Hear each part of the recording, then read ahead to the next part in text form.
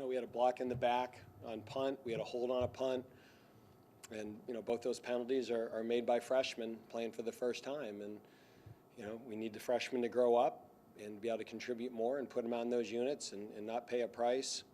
But overall, I think this game was going to reflect our maturity level, how we handled it. And overall, I think we passed the test. And I do think Elon will have a good team in the CAA. Their quarterback is really good. And but credit to our defense. I think we bottled them up and covered them pretty good. Yeah, Dave, I mean, they're under 200 yards. Cheek didn't really hurt you other than the one long touchdown pass. How impressed were you with what your defense was able to do other than the touchdown drive?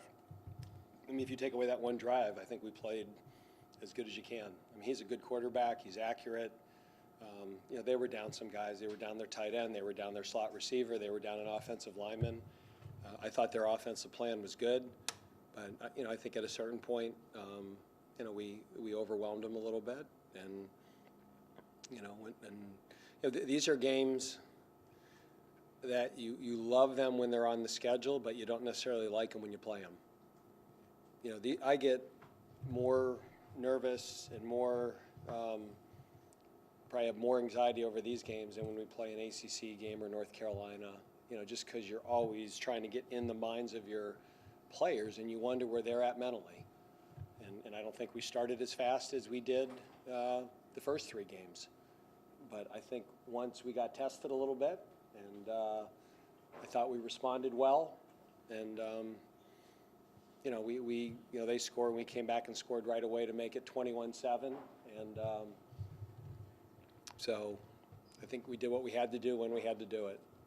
And again, I'm really glad that we finally got to play. We haven't had really those games, a little bit at the end of the Rice game, but heck, we've won 2 games in the last play of the game. What did you see out of your freshman running back, Kenneth Walker? I mean, he just seems to keep showing. Yeah, he does. Like I said, he's really good with his hands on the ball. He's just got to continue to grow and learn to play better when his hands aren't on the ball. But he makes cuts. He makes people miss. He has good vision. He's got to protect it. The one time he coughed it up and he recovered it.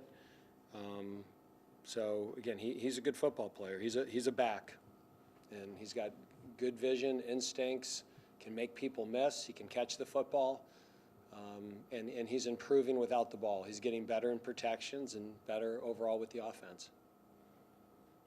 I think that's the shortest game that we've played in the last 3 years. I always think, hey, 4 hours. We were done in 3. You guys, you're welcome. 25-hour rule now? Yeah, no, 24. Tomorrow at 3 o'clock, not 4. You alluded to this a little bit earlier about how well Scotty and Sage have been playing, but talk about the benefit of having 2 large wide receivers that you can put on either side of the field. Nobody can cheat on either side and do that. Just the overall, I mean, they scored 4 of your touchdowns today, so. Yeah, I mean, that's intentional. That at those positions in our offense, we try to recruit big guys. And we want to have size matchups, and Scotty has really developed, I think, Scotty and Sage, I think, have both developed into 2 of the best receivers in the conference. And to me, it was exciting to see what Torian Perry did. I mean, Les and Connor at practice and in the spring in the camp, and they see him do that stuff all the time. And it was nice to see him do it in a game. So it'd be great to start getting him going and Waydell Jones going. And, Donovan Green fits that mode of, we have Scotty, who's a 5th-year senior, and Sage, who's a 3rd-year sophomore, and it's good to get the next generation going a little bit and play them some. And after the game, Torian had a big, after that touchdown, he had a big smile on his face, and he's been a little frustrated. Wish he plays more, but the level that Scotty and Sage and Steven are playing at, it's hard to take them out. But if he goes out there and makes plays like he did today, maybe we get him in the mix a little bit and give those guys a little bit of a rest. I know he only had 7 carries for 39 yards, but how encouraging is it to get Cade out there? I know you're going to need him coming up soon, so get him some run. No, we wanted to play him. We wanted to try to get him about 20 to 25 reps and just get him carries and back into the groove a little bit. and as we head into ACC play. So, again, the great thing is we have 3 backs that we have confidence in all 3 of them. I think we feel good with Cade, Christian, or Kenneth out there. And really, this was a game that we were going to say they're going to play a third, and a third. We wanted to try to play each of them between 20 and 30 reps. And if a guy got the hot hand, we'd ride him a little bit, and we ended up playing Kenneth a little more. But I think Cade got his reps and got the play, and hopefully he has some confidence in his injury and his health now that he's full go for BC. What did you see out of freshman quarterback Michael Kern, and what did you think of the bench's reaction to his play, his touchdown throw? Oh yeah, they were excited for him. I mean, I don't think it's a secret that we're trying to redshirt Sam, and we'd love to hold on to his 4 games as long as we can, if we can. If Jamie had gotten hurt today in the first quarter and it was a 7-point game or a 14-point game, Sam Hartman's in there. But if something happens to Sam, or if something happens to Jamie, Sam's the backup, and Michael's going to have to be, Sam would be the starter, and Michael would have to be the backup. And, Sam has played, Michael hasn't, so we talked about it before the game of, the scenario that Sam would go in, the scenario that Michael would go in, and the scenario that Tavon would go in. And it played out with the scenario that Michael would go in. This is now the 3rd game in Wake Forest history with a quarterback with 5 touchdown passes, and John against Louisville was one of them. We talked about it during the week, but how intelligently Jamie's playing the position and realizing that he's got a 6'3" and a 6'5" receiver who can go up and get balls. I mean, what growth left is there for Jamie to get to? I mean, there's still some individual decisions within plays. I still think today he missed a few throws. He overshot some. The one deep ball to Scotty, I think Scotty misjudged it. Scotty slowed down. The ball ended up going over his head. In that chemistry between a quarterback and his receivers, I mean, it is an everyday thing that you just got to rep it and rep it and rep it and rep it and get them on the same page. And, there were times today that I thought Jamie threw a good ball. There was a kind of a comeback route that Stephen Claude didn't come back to the ball that got broken up that I thought was a really good ball by Jamie. And, football's one of those things like you just because you did something doesn't mean that, okay, that skill is cemented. You've got to continue to work on it, fine-tune it, work it against different looks.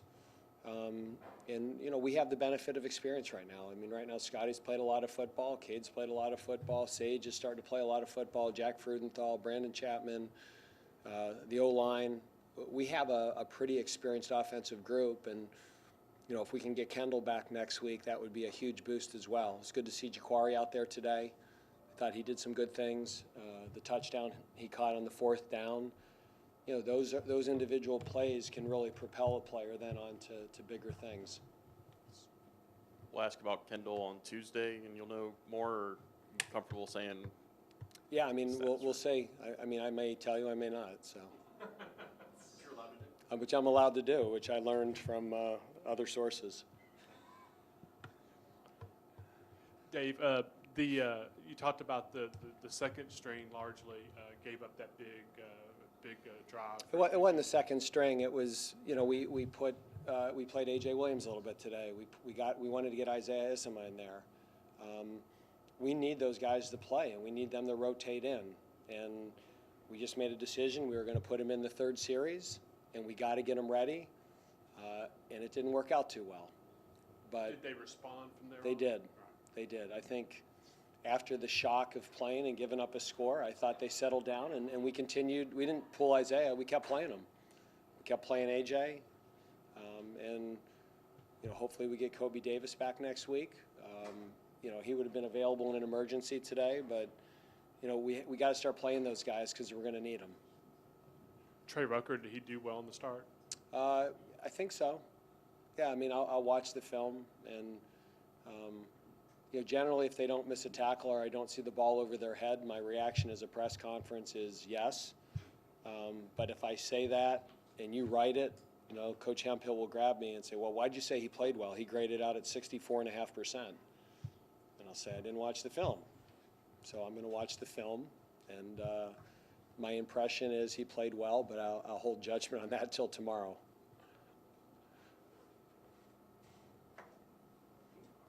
All right, thanks for coming out. Appreciate it. And you guys get more of your Saturday now.